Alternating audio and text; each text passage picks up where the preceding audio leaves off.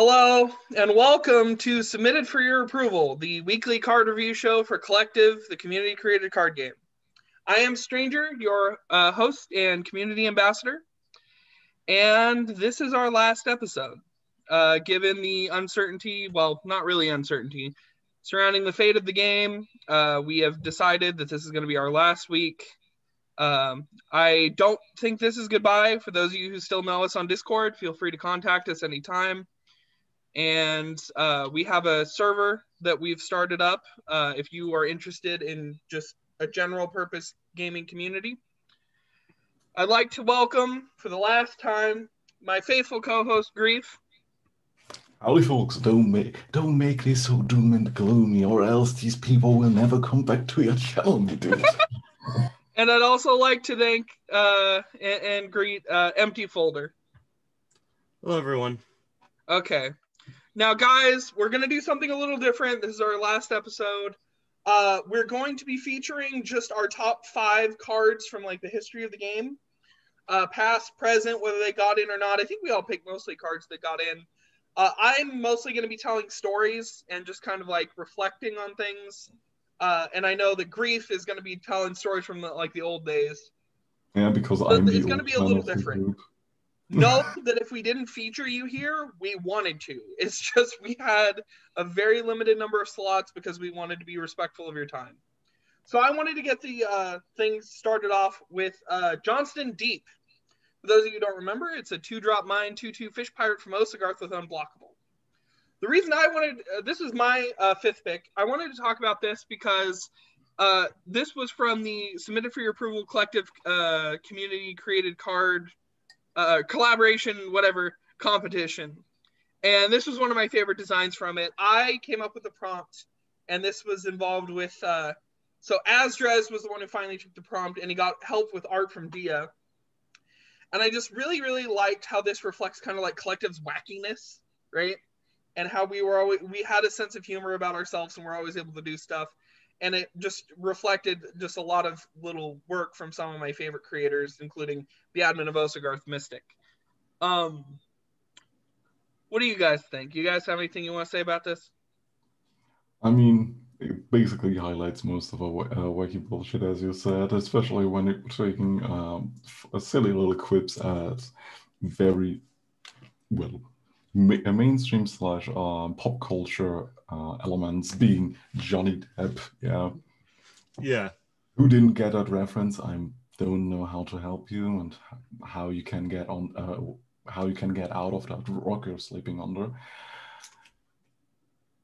A lot of times I think the vanilla units in Collective need to like do something sort of interesting or funny with the art or the flavor text in order for people to vote for them. I think this is like a perfect example of that. Yeah, a lot of our vanilla units. Yeah, well, yeah, this was like, it was interesting because it's for the competition, and I liked the design a lot. I didn't have high hopes for it, but it got in. Yeah. And so that's just saying like how the cleverness didn't necessarily need to be like this big like grand mechanical thing, right? Also, thank you, Dia, for all the very cutesy and important work that you did for Yamato, and that you're probably continuing doing art, because your art style is very, very much a cornerstone of and has been in Collective, especially how fast you work. Yeah, Dia works really fast, and so I just wanted to feature that card first. So now we're doing it differently this week. This is Grief's pick for 5. You want to, so Spellweaver is a 5-drop mind, 2/3 Arcanist with Summon, Create, and Absolute Scaling in your hand. Absolute Scaling deals 2 damage for the rest of the game. Your Absolute Scalings deal 2 damage more. You can only play 1 copy of this per turn. This has a long-standing history, and I basically cheated on my first pick and my last pick because I picked 2 cards technically. Spellweaver was a cooperative work with Kush Grandma, and they basically pitched the idea of, oh yeah, here is a unit that creates a fireball. So we had way back when an action matters or spell slinger archetype as a side server, because everybody and their moms had a site server way back in the day, because I think this is from week 10 or 12 of the game's existence. Yeah, and I basically just pitched to make it a little bit more spicy, because as you see, absolute scaling was a card that scales with multiple copies, and way back when it scaled with copies in the graveyard and had no once per turn clause. So I said, well, instead of a fireball, hear me out, dude. How about absolute scaling and make that archetype actually a fucking thing? Turns out, if you have like 6 playable copies of absolute scaling, the deck is pretty busted, especially with the with the resource return. On top of that, this is also an important fact about it. It's not my art, but more or less the tribe, because lo and behold, yes, the thing why mages and witches and stuff like that are actually called arcanists is also my fault. I like us having the general purpose spellcaster tribe, and I think it's really neat. It was more or less trying to find something new and fitting for something that was actually meant to be an archetype of so-called spells, so arcane arts and stuff like that. And that's why Arcanists was pitched. Yeah, I like the art, how you can actually see the kind of reflected thing. And if you look at just the collaborators on it, so this card here was Kush Grandma and Grief. And over here, you see 370 Carlos, Coffee Gopher, Mystic Fox. And if you look very carefully at the art, you realize it also uses a stock asset from Pixabay. Yeah. So this is a really good way to just show like how these collaborations became such a critical part. If you actually check the colors for Spellweavers, because Absolute Scaling got an art update over the time, and the art or composition similar to the old art of Absolute Scaling is actually the Spellweaver casting the Absolute Scaling. Ah, I see. Em, do you have anything to say, or you want to move on? It's unfortunate that even here we have a victim of text crunch. Yeah. Oh god, the text crunch issue. Every card, we used to have so many cards that used to just like use the whole box. And okay, Egolessness is a 1-drop neutral action from nowhere in particular. Withdraw a card, and at the start of the game, if your deck has no cards with an affinity, gain 3 experience points, and it doesn't stack. Empty. Oh yeah. So like back when I first got into the game, this was one of like the cards that really stood out to me for just like how weird and interesting it was. And I think it's the start of the game effect that has been the most balanced throughout its history. Like it was always on the like very edge of like breaking into the meta and becoming like a really strong deck with like everything bred and when Jewel of Trade's gone in. But it never really like went the full mile and actually became that tier 0 deck. But I just remember like playing so many games of like Egolessness Dot and Perlma and just like loving this deck because it's like so weird and different, and it makes you think about your heroes level 2 in a different way and the card collection in a different way. And I think that's just like the perfect thing that starter game effects should do. Yeah, I think it's really interesting that this is actually a peer card. There's not a lot of those, but like he kind of lurks around still.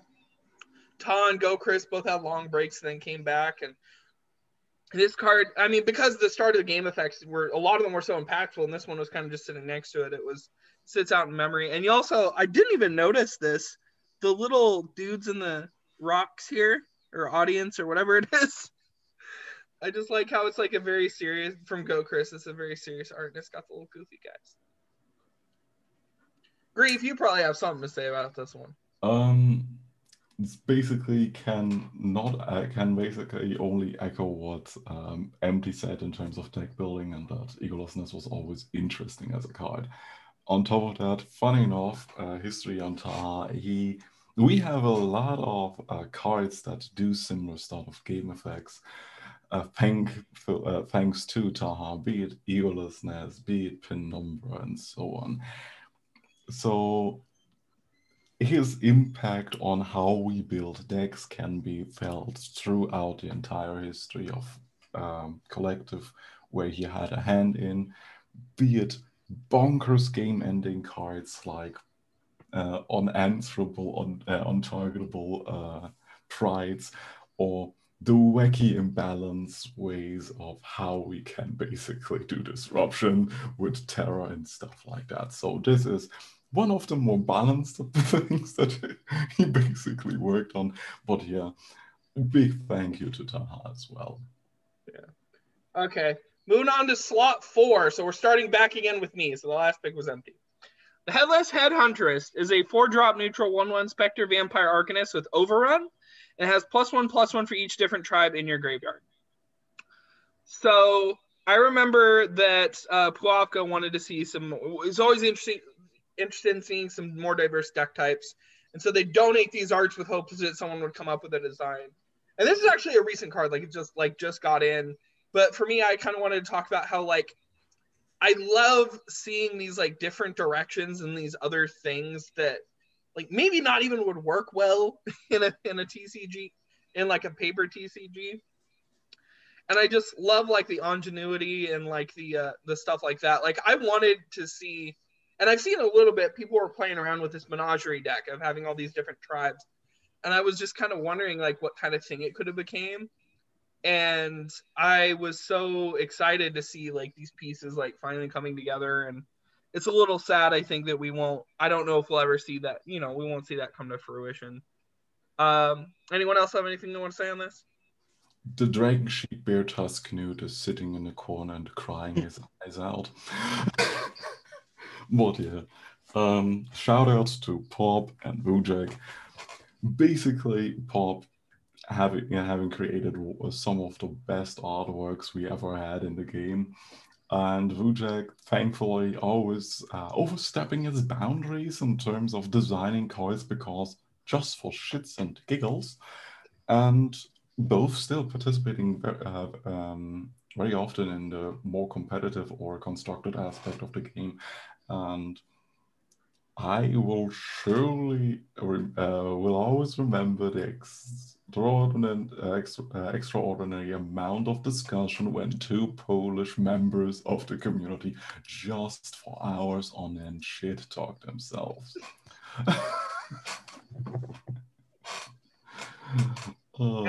MT, you have anything to say? I just think this is a card that could only work in the current meta, because or it could only get in, because I remember back in the day when I joined, everyone was talking about, oh, there's too many good stuff decks, we need to bump up the tribal decks, and now the tribal decks are everywhere, and we have cards that are trying to encourage people to run more menagerie style decks. So it's funny how things shift. Yeah. Well, and that was the thing that makes Collective different, right? It was a discussion going on between the players through the cards they were making. Where it was a monologue with other games. It's the developers talking to themselves. And they make sure there's a pendulum swinging back and forth. But with us, it's nah, I really think you're going about this the wrong way. Here, let me put forward something new and inventive, right? Yeah. So this is Grief's pick for Spectral Courier. Is a 4-drop Spirit 2/2 Undead Spectre from nowhere in particular, with whenever this enters play or the graveyard, draw a card. Go ahead. Legacy powerhouse, not as busted as some of our other discard payoffs, but Spectral Courier was basically instantly finding a home the moment it dropped, because it fit right into the self-sack. You could have hardcasted it way back in the day, and even if you discarded it, or via the discard archetype of Burial Spirit, you paid off twice, because you milled it and created a copy of it in hand and discarded it and drawed your card, and so on and so on. It was hilarious how you could utilize this card. And yeah, that just goes to show how sometimes we push power level, and sometimes this applies in multiple cases to specific designers. In this case, Loco, which also had his hand in some of the most broken ass cards in the game, at least for their time. Yeah. Nowadays, we reminiscent over most cards that people created way back when it comes to talking about the alpha phase community, and how some of the designs are very detached from what we would design today. And this is probably one of Loco's best aging cards in the game. I wanted to actually put Otherworld Oracle beside it, because that is a card that just got better over time. But yeah, this is a very good piece of history when it comes to the legacy card pool. Yeah, I like how, and this kind of shows how the old like Alpha Guard still like inspired what came later. Like you could see the traces of the undeads doing a lot of like cheap stuff, and then the specters with the discard matters, and how that got with like stuff that came later. And it's interesting to see kind of how these different players all laid the groundwork for players that were around when those other players, you know, had been long gone. I mean, also that's something that I actually forgot to say about. Funny enough, way back when we only had one tribe on all cards. So tribal updates when we finally got the technology of putting 2 tribes of war on a card. There was a very specific member in the community that basically made a random update on all the undead inspectors that could have basically be placed into both categories, making the tribal cards and the synergies with each other way, way, way better than they should have been. And the same was the aspect for Spectral Courier with the undead update. Yeah, and I mean, we always got these whole like waves of like some players like caring about a thing. Like I went around into the class tribes because I wanted to see more class tribes, and we had people who were like, let's get some more tribes on actions, and just all these different little initiatives. And some of them worked, and some of them didn't. Squawk, I hope you're doing well. Yeah. Do you have anything to add, or are we moving on? Not really. Okay. Got the other discard payouts though. Martial Promotion is a 2-drop strength action from nowhere in particular with rebound and destroy a friendly unit. If you do, put a random unit from your deck that costs 1 more into play. Oh, this is a feathers design. That's cool. Empty? Oh yeah, just another one of my favorite cards to build decks with. I've built like so many Martial Promotion decks over the time that it was in Standard. There's just so many neat things you can do with it. Like you can do perma and try and like cheat out a pride early and just get like insane stats on board with like a dino egg. With Heldem, of course, this was one of the things that made Abyss Salamander just an absolute menace because it was so easy to tutor out. And then you can also make like really complicated like toolbox KM decks where you have like this big flow chart of how all the different costs in your deck change whenever you change your costume. Just so many decks that are like a blast to build and play. And all of those just wouldn't be possible without Martial Promotion. So and yeah, this used to be a 1 cost, right? Oh yeah. Didn't it at one point, like early in the game's history, didn't it like not have rebound or something like that, and people added rebound? Or it got reprinted. I don't even know what it was before, but I think it was pretty bad. It got like rebound and -1 cost, I think. Grief, do you remember the original version? I think it was a 3-cost card. Then it was a 2-cost card with rebound. I think no, rebound was always on it, and then it was changed to a 1-cost card because we couldn't make the thing where you could actually choose the target that you would get. Because it was always a better option than the Outer World Portal, what it was called, which did technically the same thing, but slower and way clunkier.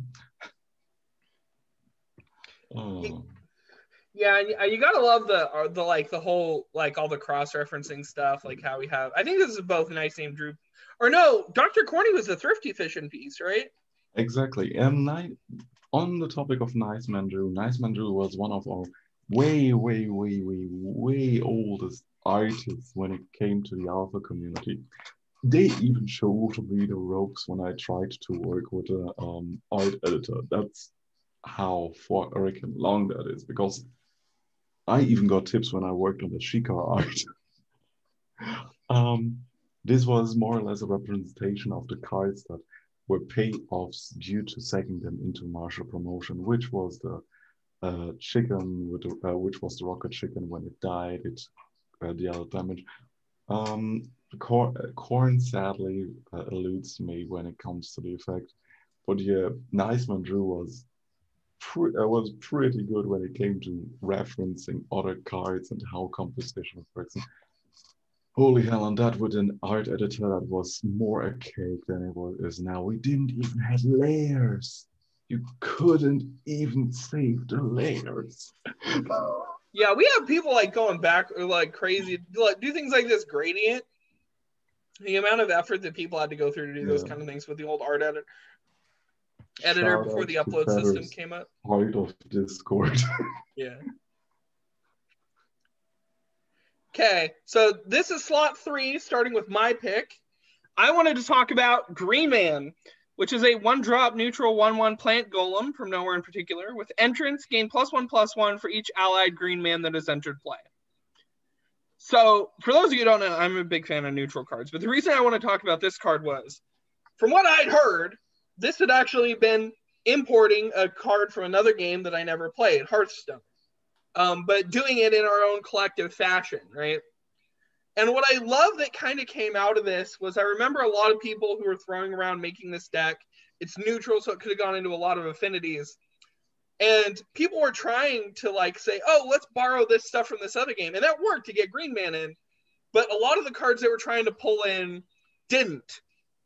But a lot of the cards that did work out for this Green Man deck were original designs that pulled it in directions that Hearthstone didn't, right? So like we had the Green Trenchcoat Trio, we had Horrific Hatching, we had this like 1-cost matters stuff. And I just love to see how like we took a basic idea and totally tweaked it and took inspiration from it and made it go in a completely different direction, right? And how this one was another one where it was take a simple idea, do something wacky with it. And I think that's kind of a hallmark of what collective is to me. Empty, you want to add anything? I will give Green Man this. It did a better job of the archetype than Hearthstone did. It's more fun to play against, and it's more interesting to deck build. Well, yeah, see, we evolved it in a more creative fashion. I really like that. Grief, you have anything or you want to move on? You can learn things from Jade Golem. You can. But yeah, in terms of what it basically did for collective, it, well, had its own community loving that archetype. So that's also something that we have to consider for collective. Sometimes it's pet cards or specific archetypes that drew people closer and trying to design cards moving forward and building a community around basically, yeah, I want this one deck to happen. Let's see if we can find plan support, copy support, one cost matters, etc. And to this day, we have basically Green Man purists when it comes to deck design. So, and I love it. That's collective. Yeah, it was interesting. It's a community. I just love how it comes out of the memes, like you said, right? It's like exactly. Not someone didn't love it because it was good. Someone loved it because it was theirs, or loved it because it was weird, right? Yes. And then that created something that was bigger than the thing that came before. So this is Grief's slot 3 pick. Coerced Capitulation is a 7-drop strength exclusive action from nowhere in particular with set the attack of all enemy units to 0. Grief? CC. I really feel CC, man. I didn't talk about Iron Leroy in the first card that we had with his art on it. This is, first of all, a very perfect Orbis art, and hope he's doing fine. One of the best artists we ever had.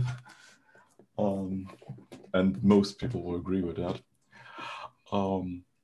from when we look at Green Manichae, that was cold loved. We're coming to CC, which was generally hated. I love that card from the very beginning because I'm a stacks degenerate. I don't like my opponents having fun. So that card is something that I personally have a very great attachment to. But when it came to the case of Coerced Capitulation, when it first came into the game, we had a maximum size on the board for units of 10, which we have up until now.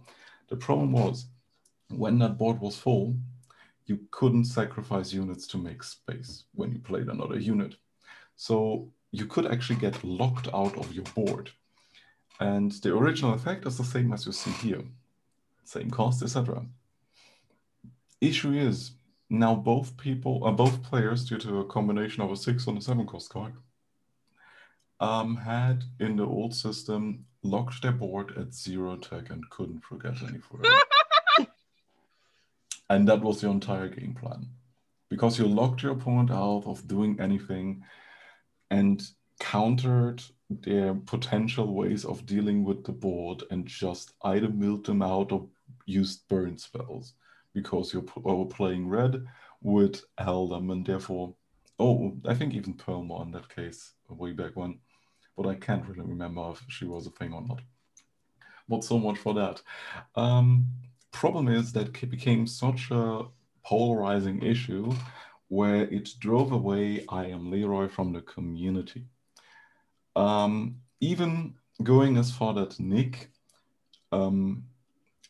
basically said that he would either limbo the card until they finally fixed that issue with their game, or it would be nerfed. And the nerf was basically setting card attacks to 1, which made the card, sadly, way worse. To the point that it took nearly 1.5 years before it got unnerfed. That's cool. And and you see this so much more with like the early stuff where it was like the devs being active and talking through these issues with the community and like, oh, we need to fix this, and like the limbo zone getting used judiciously, and just the creativity, like the whole not being able to sack units. I was like, why does that matter? And then you're like, oh, well, this opens up this whole weird situation that I wouldn't have even thought of, which really speaks to the like having a 1 attack matters archetype, or some of the other stuff that we've invented as a community is just really just offbeat and wacky. Empty, do you have any fond memories of this one? No, I think I played the card like once before it left standard. I see. Okay, so this is our top 2 picks, starting with slot 2. Oop, I skipped ahead. Oh, this is the end of slot 3. Sorry. Yeah, this is my pick. Soultwine is a 4-drop spirit action from nowhere in particular with choose a unit in your graveyard and a friendly unit in play. Return the unit in your graveyard to play. When either unit leaves play, banish the other one. So this is actually kind of similar to an effect in Magic. Okay, Empty, I'll let you go. Yeah, so this is my favorite card that I got into the game. And part of the reason for that is that it's an effect that at the time we really didn't have, and we still basically don't. Like, people are just so scared of unconditional resurrection from the grave that, like, I've seen so many people trying to post like 6 mana, just return a unit from the grave to play it, and it never gets in. And I'm really happy that this like unique way of doing it actually got into the game. And yeah, like the card kind of blows. It never saw any play, especially when it was 5 mana initially, because people were so scared of it. Like, I posted at 5 and people were saying it should be 6. It was god awful at 5 already. Like, the only time I really got to play with it and it actually did something was in the draft league, but it is like an interesting deck to build in the theoretical world where collective is way lower power, and this can actually do something. Well, yeah, I guess that's all that matters, is that you finally get revenge on your enemies by pulling off a win with your card. I remember Plopka hated on Irradiated Bite for, said, oh, it's a worthless card. And it was the one time I jump on single player. I ended up playing like 3 matches or something with Plopka. And I had 1 victory, and I managed to do it with Irradiated Bite, and that was all that mattered. That I was able to prove my card can win in a chain fashion. But yeah, I don't know. It's weird to see. It's kind of the flip side of the whole conversation thing I saw, where what was said about like the conversation between the players is like, we try a lot of weird experimental stuff no one would think of, and there's some stuff that's totally normal in other card games we would never do.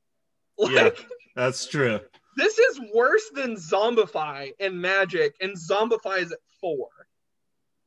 Like, there's no reason why we can't do, I don't know. Grief, you have anything you want to add? Not really, because sadly there was no real history to talk about. Yeah, it's interesting to see the stuff that we got scared of, right? Or that the community back then got scared of in this case. It's kind of sad. This is the long-standing history with Bounce, Counterspell, Discard, Reanimate, and the list goes on and on and on. Yeah. Slot 2, guys. We're getting close to the end here. And I wanted to talk about a card very near and dear to my heart. Acoustic Kitty is a 2-drop spirit 1/4 cat from Carthian, my own realm. With ambush and summon, look at a random card from your opponent's hand and choose to discard this. If you do, destroy this. So my fiance came to me one day, and I was looking at her screen, and I realized she'd opened Collective. And she wanted to kind of surprise me with this card she made. The templating was horrible. The art was her hand-drawn effort, best effort she could do. It was really, really good. I liked it. But it was like sitting against some of the other things that might not get in. And it was like this story of like, I wanted her, because she has low self-esteem on a lot of stuff. I wanted to prove to her that it could work.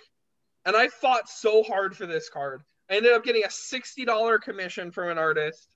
And I deliberately had, for those of you who've never heard the story before, that is supposed to be a version of me in the 1950s, so I wouldn't realistically have a beard. And her sitting down enjoying a meal at Flip's Burgers to prove that, even if the card doesn't get in, sweetie, we have each other. And then the card did end up finally succeeding. And I just think that's the emotions that we invest into this silly little game. At least me. I know I'm kind of a sensitive guy, to be real. I put a lot of effort to make this thing happen, and I'm so excited it finally did for her, And we see a lot of that, where it's like people are like, oh no, I'll join you. I'll join your fight for this kind of thing. Here's some art. Or here, I've come up with 2 or 3 things to expand your archetype. Or all this other stuff. And I just really admire the kind of like community stories that come out of this. And the little homages and the vanity cards and all the other cute little things. And this card did see play. Yeah. I didn't care about that, but it saw competitive play. Yeah, so this is actually a card I played a lot in like one of my favorite decks, which was it was like Hand Attack Specters for the very brief period of time where that was like a good deck. You run this and Listica and all the other discard cards and just make it so when your opponent only has 1 card in hand, you drop the Acoustic Kitty and make them dump it. But yeah, this is also the result. For those of you who don't know, the CIA in the US actually had a program called the Acoustic Kitty program where they strapped surveillance equipment into cats, and the cats ended up getting ran over. And that's what the effect references, by the way. That's why it can sacrifice itself. It also has, even though Wham helped with it. Grief, you helped with it briefly. Wham was the one who did like the final costing and adjusting of the thing. I did like the templating. Gummy did the initial design. Bedarder did the art. but it still has that little reflection of like the original designer's intent and sort of the goofy effect and the story behind the actual design itself. So there's just so many layers to this kind of thing. Grief, you want to add anything? Actually not. It's one of the cards where I always say this has such a cute and interesting history. Mm-hmm. Vampiric Bloodpriest is a 4-drop strength 4/4 vampire from Duskmere with whenever you take damage from a friendly unit or action, this deals that much damage to your opponent. I like how this has whenever on it. That would never fly. Text crunch. Grief, go. I always loved that card. I adored the self-damage archetype and that we finally had a win con. Wherever you are, wish you the best. And holy hell, she did a banger job on the artwork that she worked on, as well as the in-game UI that you see on the opening screen. That's all her work. Problem was the card was only good way back when we didn't have a play pass system, but we had a queuing system, so you could actually combo on the same turn where you dropped him. Because way back when he was a 5/3 or 5/2, which I later on buffed because he was utterly unplayable on play pass. Because you dropped him, he didn't survive the turn. I think he even costed 5 mana. And all your mana was wasted while your opponent runs you over. So I buffed that card, and yeah, it was actually partially playable afterwards because I tried to find an initiative for self-damage because I love that archetype. It had so much cool opportunity, and it was a real deck way back in Q system. And probably is still tier 2.5 to 3 in Legacy, but that's it. Sometimes you have a pad deck where you're basically working on it, trying to support it for the length of 2 years, which this was the case. Well, yeah, and I know that was so like you had the early stuff, then you came along and you were trying hard, and then you kind of fell off designing cards for a while, and then Korn ended up picking some like self-damage stuff in the term of like rage. So it was like there was always the one person in the community who's sitting there growing these things because it's what they is close to them. And we have these like legacies of like these, we have these stories that are there in the cards if you know where to look. Sometimes we even necro cards or archetypes that have been abundant for more than 2 years. And people would wait, that existed. Well, what is it? One of my favorite cards was cards that I designed that I talked about a lot. I left it off this episode to spare you guys the trouble.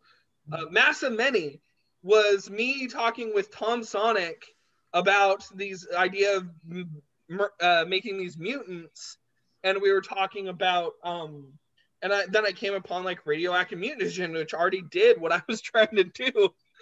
Seeing that there was already like a history of people who were interested in these quirky effects, and radioactive mutagen had its own history. Yeah, this has always been like such a fun card to theorycraft with. We've probably brought it up like a dozen times over our submitted episodes. Every time we see a card with self-damage, oh, what about the Bloodpriest? Yeah. Is it finally it's time to be a tier 1 deck? Yeah. Yeah. Okay, and now we have empties, slot 2 pick. Sorry, I haven't been diligent about saying which one we're on. The Budding Spire is a 5-drop spirit, 5/3 plant from Intera. With Ambush, Summon, you gain 5 HP, and Entomb, deal damage equal to the amount of HP you gain this turn to an opponent, or to your opponent. Empty, you want to go? Oh, yeah. So this is like one of those cards like Kagemusha that like it just finally made the plant archetype like actually make sense. Like everything finally fit together, and like you could actually win off this absurd amount of like life gain that you were having. There's so many like cool and weird decks you could do with it. Like I remember I ran in like Martial Promotion KM. You could do it, like finally made Maria's House of Zombie actually do something for once, since you could actually use it to combo off and win. It's just such a great card. And on top of that, like, you could just play it normally. And it was so flexible. Like, you just run it against aggro, and it was perfectly fine. Just one of my favorite cards to get in. Yeah, I liked it, and I played around with it. One thing I'm realizing about this one is I think this is the biggest example we've talked about, the art sheet gap. So this was made by Fanny Fisher, so it had to be fairly early at least. And then the person who actually designed the card was Apra. And so I just want to give a shout out to anyone who ever contributed to or edited the art sheet. It's interesting to see that, you know, the artists who weren't designers, or some of them were just really had a bunch of like scrap art lying around, and they donate it, and it wouldn't see used for a long time, and then maybe someone would pick it up again and try a design with it and see what happened. And then of course some of those arts just, I mean, they fell into a card that was just so memey bad from a newbie that like they became sacred. Like Mark Cousins. For those of you who remember that one, nobody's ever using the Mark Cousins art again because that card is Mark Cousins. Never get in the game, but it's Mark Cousins. Or, of course, the more iconic one would be our good friend Facebitter, who has since become just an icon in his own right. And so I just love the art sheet and this finally coming to fruition as budding Spire. And I don't know, it's really cute. And I like Entera and kind of its legacy. People saw it as a dump realm, but it finally got realized with stuff like this. Grief, you have anything you want to add? Basically, the best example when it came to, let's design cards for a new hero. Because I think that was a design that actually came from from one of the design initiatives for Marie, if I remember correctly, out of that entire design contest, which also has a long history of, we find archetypes for archetype completionists. Let's make it a weekly theme of, what do we want to design? The first things were like fish and dwarves and stuff like that to complete those archetypes in standard, because some of the tools got rolled out and so on and so forth. And we further expanded the themes, even extending to supporting specific heroes, because Marie was pretty bad at start. The problem was we didn't even know why that was the case during season 2, but later on that was also cleared up. Maybe telling signs. But yeah, it's basically a community effort to try to plug holes where people thought they need to be filled in, and sometimes more successful than others. Yeah. Okay, guys, this is it. This is our top pick, our final pick for Submitted. We're in the end game now. We're in the end game now. Starting with mine. Flips Burgers is a 3-drop neutral 0/3 place from Carthian with can attack and active. Order an item off Flip's menu and add it to your hand. Flip's menu also has a random special food. Hot Fries, deal 1 damage, feed +2 attack, then deal 1 damage to the fed unit. Beefy Burger, feed, give the fed unit +2/+2. And Combo Meal, feed, give the fed unit rebound and reduces cost by 1 permanently. For those of you who never saw the Easter egg, the costs on the card go 1, 2, 3 to reflect an actual menu at a restaurant, number 1, number 2, number 3, or whatever. So for those of you who don't know, this was the first card I ever made that got in the game. And so that's why it's near and dear to my heart. But it's also a story of how I found a community. So during the pandemic, we were all going through some stuff, and it's still going on. You know, pandemic's real, Delta variant's real. I was looking for something to do. My LGS wasn't hosting play anymore, and I came across this ad for this game called Collective. I wasn't much for digital CCGs. I decided to give it a shot. When I came on there, my first couple designs were really wacky, really offbeat art sheet stuff, didn't work. But I wanted to make this realm. And I knew normally you weren't supposed to start making a realm, but I was going to try it. And I came upon Frozen Earth, who taught me a lot of stuff about blocking and stuff. He agreed to help with the art, and he came up with this wonderful art for Flip's Burgers. And Apra, who's a new player just starting out with me, he came along and did the art for all the tokens. Nick came along and told us we weren't allowed to use that font because it wasn't licensed, and so we had to find a new font. And so this was the story of the start of my creation, the start of my contribution to the collective, the start of my realm, which went on to be this really cool thing.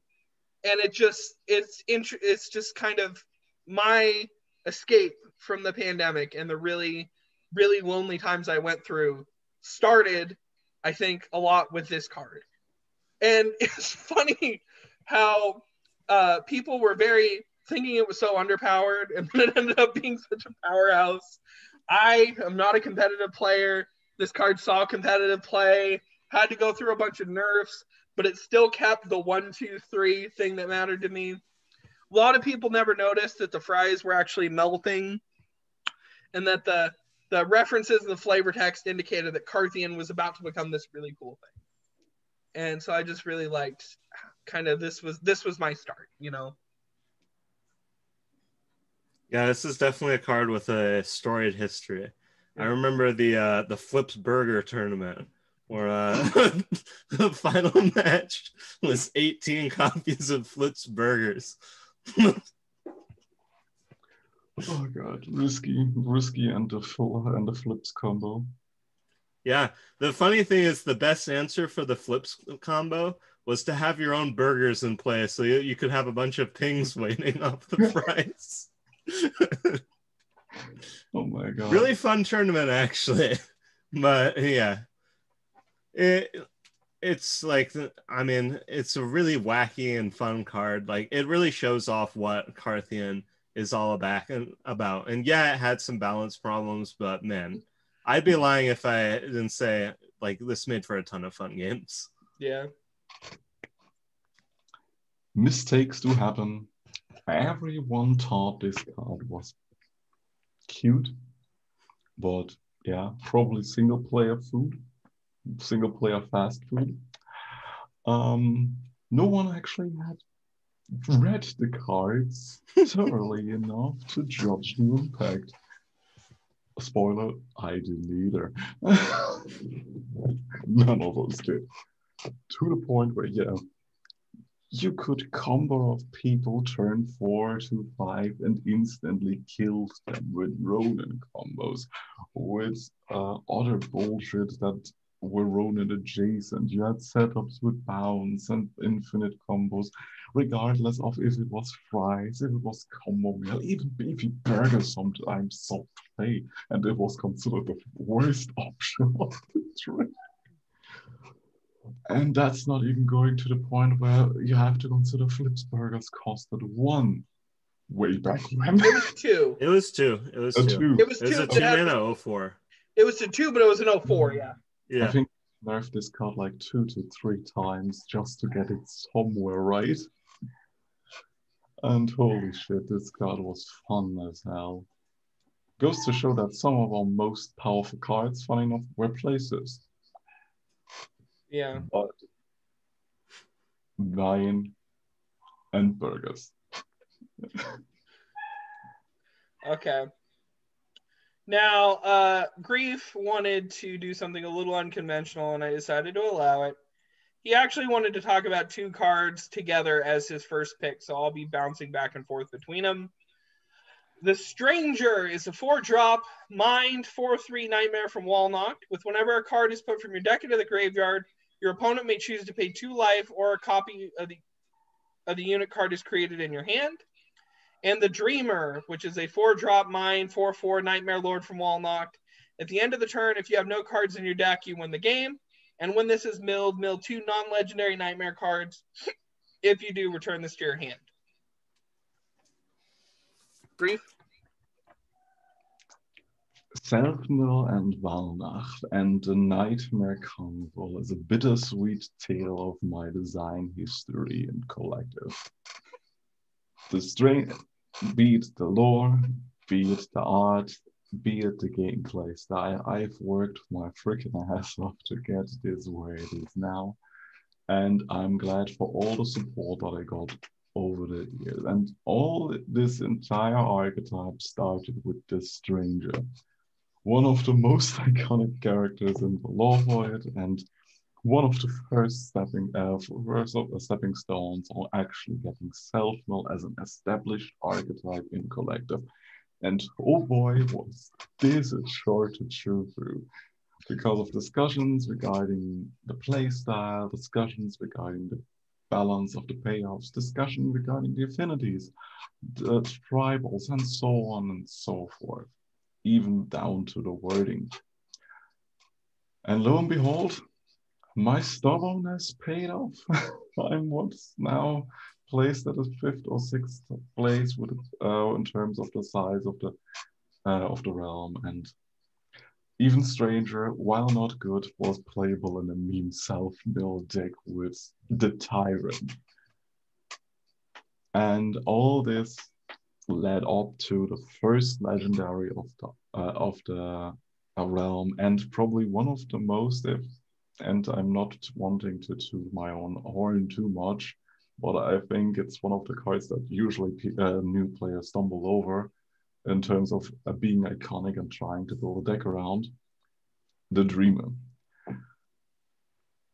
Probably one of our most successful alternative win cons in the game. And well, yeah, because it was pretty much the first alt win con, I think, right? I think, yeah.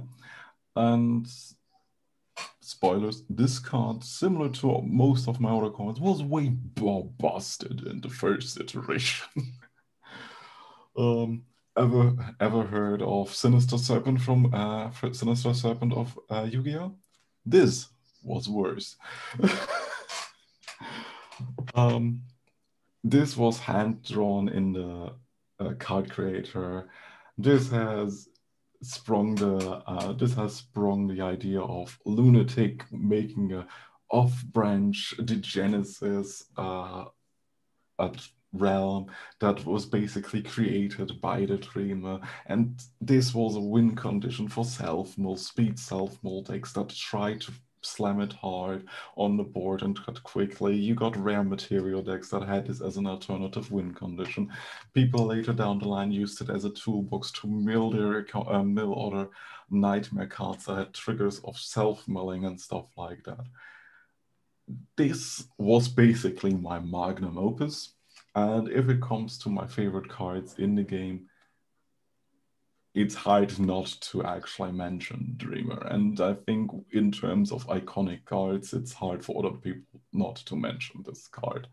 So if I have to say that is the best footprint in the game or in the community that I have, then I'm very proud of it. Yeah, and I love to see how people did go and iterate on this, be it like Degenesis is the whole realm that spawned off of this, like you mentioned, and all the other wacky ideas. And I remember first coming to Collective, and two of the realms that I saw the most or encountered the most were from, I think, like the Ashgurdy starter deck had mostly Aesthetica stuff, and that was the first real realm I fell in love with.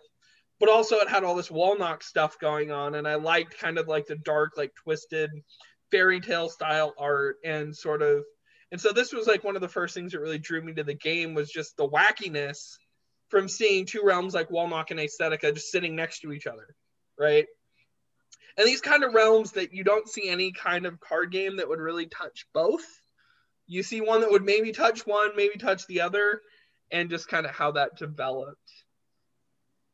Yeah, I mean, I had a really similar experience when I was first getting into the game, where like the two realms that I immediately gravitated to were Walnock and Terra, the Dralog realm, because they both had like really unique and weird characters, and also had like gameplay styles that were like really different from like just the normal way that a lot of decks played.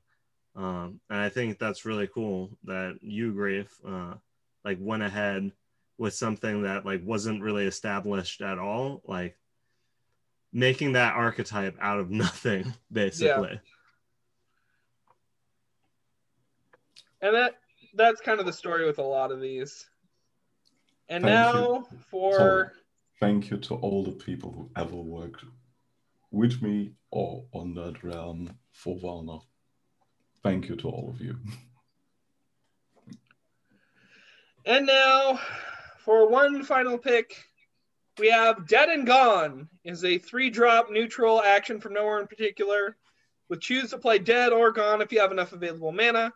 The Dead mode is 0-drop Spirit, with choose a unit in your opponent's hand. They discard it. The Gone mode is 0-drop Strength, with choose a unit in your opponent's graveyard. Banish all their copies of it. I do want to say before Empty starts that I think it's very apropos that he picked a card named Dead and Gone to be the final card on our final episode. Hats off to you. Empty, go ahead. Yeah, so like I've said it before, like this is just my favorite design in the game.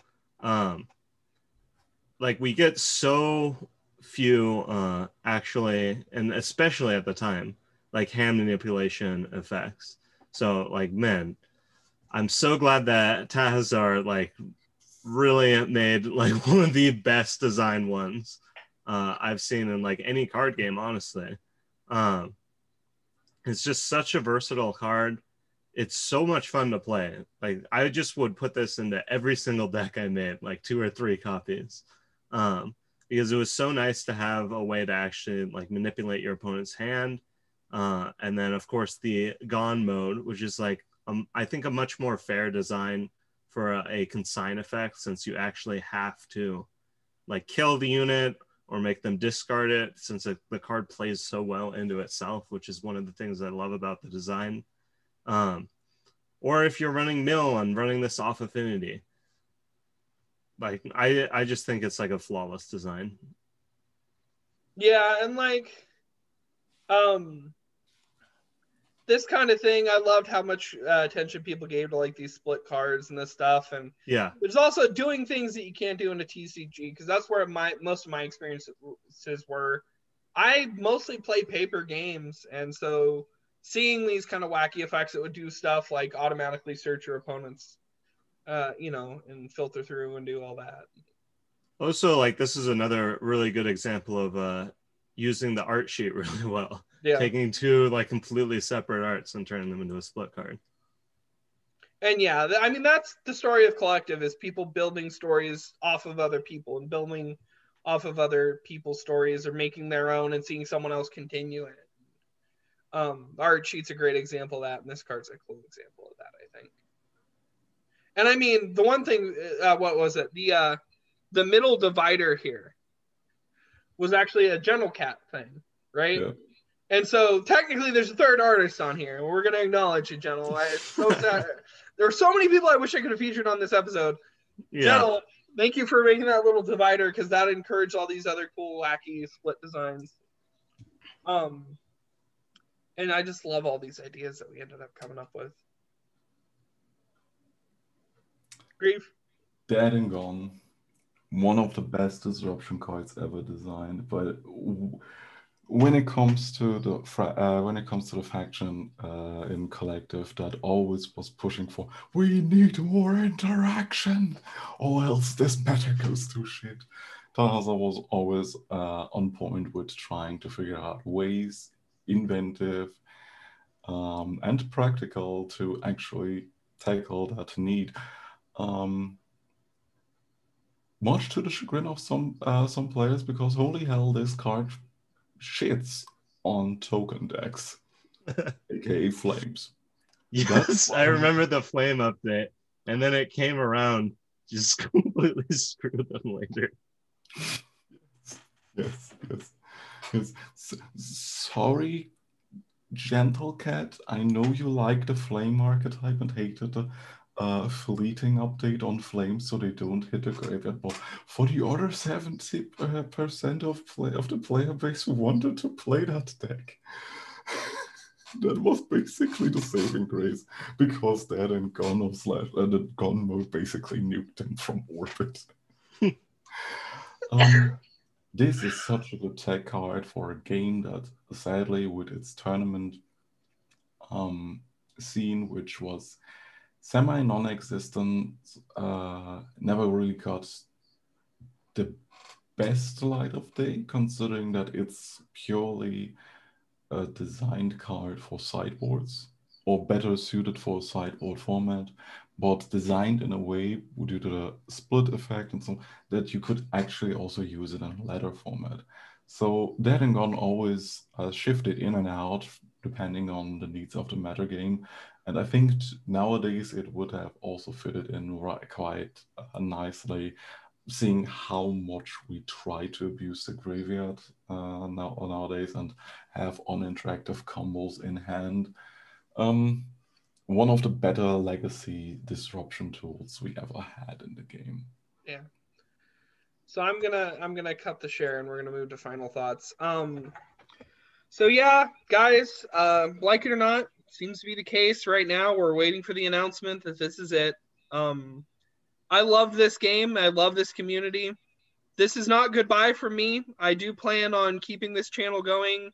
We're in talks to come up with some new content. If you guys are interested in seeing something from us, please comment or send me a message in Discord.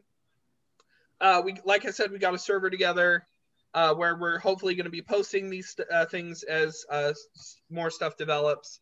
I know I'm going to keep on making cool projects and doing stuff in my own time, and hopefully we still have this community and we can still share things with each other, even though the game is gone or will be gone soon.